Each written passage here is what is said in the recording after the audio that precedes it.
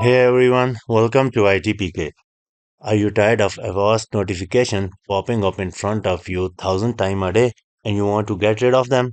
In this video, let's see how to stop them quickly and easily. In your start menu, just go ahead and type Avast. You could go ahead and click on Avast free antivirus.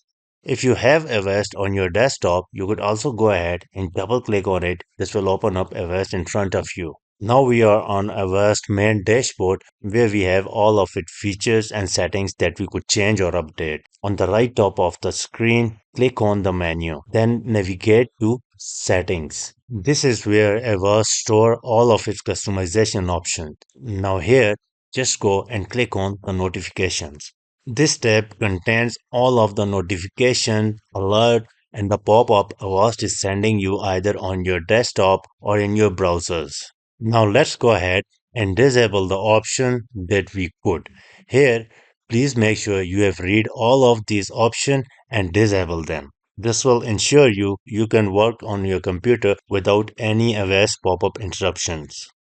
When you're all done with setting up these options, just close Avast and restart your computer so that Avast will get updated with all of the settings and will not interrupt you again.